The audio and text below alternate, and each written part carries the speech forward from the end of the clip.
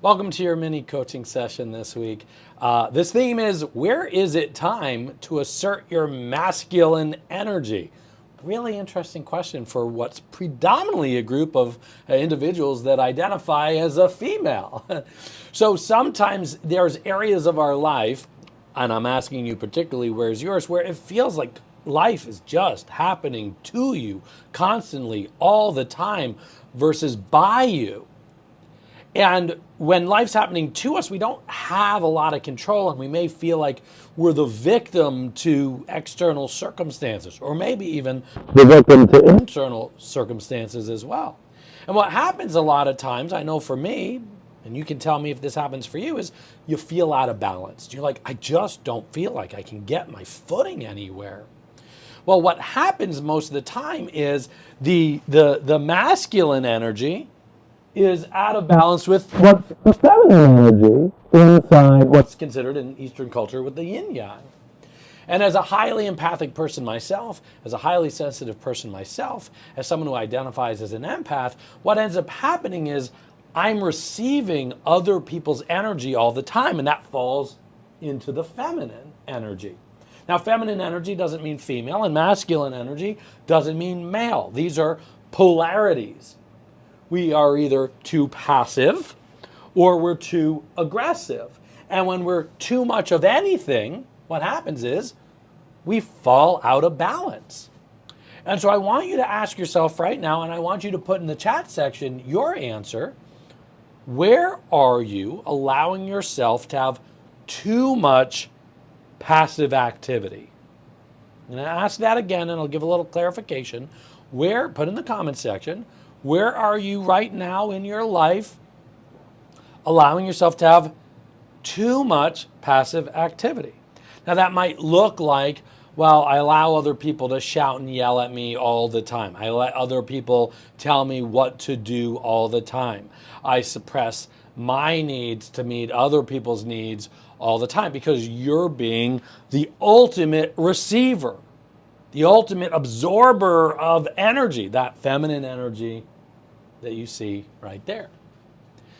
So I want you to answer that question right now, and it's okay if you don't have the perfect answer.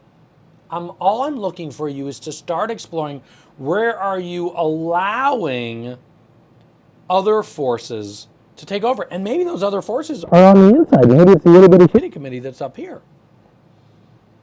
And now I want to ask you a second question to accompany it. What would it look like? I'm not saying you have to take the action, but what would it look like for you to turn that passive activity into assertive activity, where you're leaning more towards that masculine, leaning more towards dictating, telling, giving, right? Because on the feminine side, we're the receivers. And when we're on the masculine side, we're the givers. Huge conversation we can have here. But for today, let's tickle it a little bit, shall we? Who's tickled? If you're tickled, write tickled inside the chat section. And what it looks like when you can start to spot yourself leaning too far towards feminine energy is, and you start leaning towards the masculine energy more, is there's less people pleasing. If you identify or have recognized patterns in your life where you people please, then write the letter P inside the chat section right now, just so that you can say, hey, I own it. I, in the past, used to be a debilitated people pleaser because I leaned too far towards the feminine. And I allowed, that person must meet their needs. And so what ended up happening is I suppressed my own needs. So as you start to catch yourself falling out of balance of your masculine and feminine, because the yin yang is representing that polarity, where both are pushing on each other in isometric pressure. Our Earth is rotating in the middle of nowhere because of polarity, the two poles, the North and the South Pole. So what ends up happening is your needs start getting met too. So number one, if you haven't paused me and answered those two questions, where are you currently allowing yourself to have passive activities, and what would it look like to turn that passive activity into assertive activity? Notice I'm not even saying aggressive activity. I'm just saying add some masculine energy into that chicken soup. What would end up happening if you added more assertiveness into your life? Because when we're assertive, that's when we're more balanced. So to live a life on your terms requires constantly vacillating between the masculine and feminine energies and catching ourselves when we're being too aggressive or too passive. And I'm sharing this particular message on Father's Day weekend. Whether or not you have a father figure in your life or not, we all have masculine figures in our life, and we all have masculine energy ourselves. And so I want to honor that masculine energy today. It's okay to lean into your masculine when it's appropriate.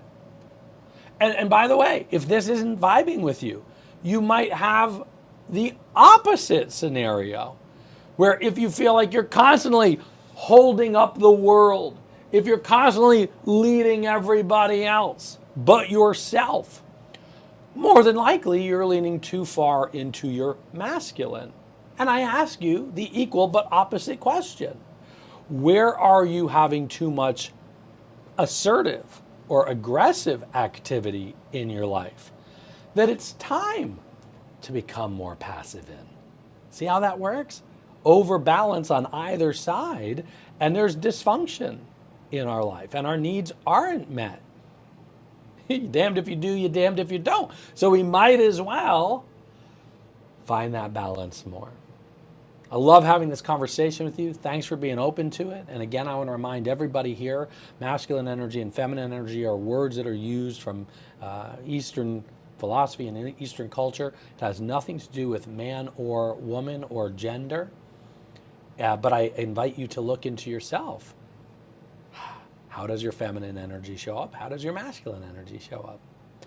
Such an awesome conversation. Looking forward to continuing this with you throughout other platforms of the Gratitude Slam and the Life on Your Terms and all the programs that I offer.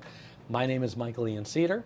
And thank you for welcoming me into your life as your mindset and, in this case, self-leadership coach. Cheers.